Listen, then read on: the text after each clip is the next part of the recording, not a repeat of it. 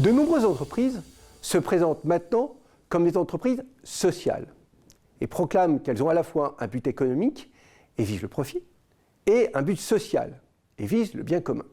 Mais la combinaison de ces logiques, potentiellement contradictoires, peut être accueillie par des audiences extérieures avec scepticisme.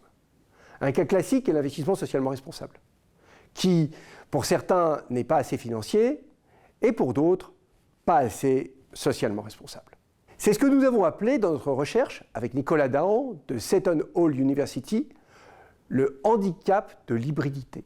Une situation propre à ces entreprises qui tentent de combiner des buts perçus comme contradictoires par des acteurs influents. Nous avons cherché à comprendre comment une entreprise confrontée au handicap de l'hybridité peut se faire accepter dans un environnement où les acteurs dominants ne tolèrent qu'une seule logique. C'est une question critique, parce qu'on a besoin de ces entreprises hybrides pour résoudre les grands défis sociaux, la pauvreté, la faim, l'accès à la santé ou encore le changement climatique. Mais si ces organisations hybrides sont rejetées par les acteurs, leur impact sera limité, voire inexistant. Nous avons étudié le cas de Nutri-7, une PME française fondée en 1986 qui a révolutionné la lutte contre la malnutrition infantile avec Plum Peanut, un aliment thérapeutique permettant de sauver à moindre coût des milliers d'enfants dans des contextes dramatiques comme les famines ou les guerres civiles. Nutri-7 est une entreprise commerciale qui a aussi un but social.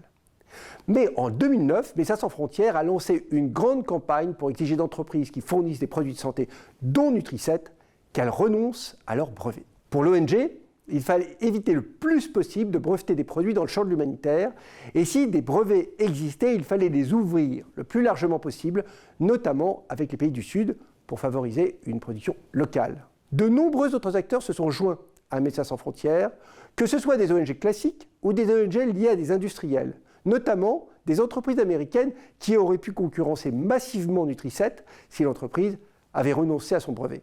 Pour se sortir de cette situation, Nutri-7 a utilisé deux types de stratégies. D'une part, l'entreprise a démontré les failles logiques des critiques. Elle a en particulier souligné que les objectifs des ONG liés à des industriels étaient d'ouvrir le marché à la concurrence d'entreprises du Nord, ce qui était en contradiction avec l'objectif de Médecins sans frontières de favoriser la production dans les pays du Sud.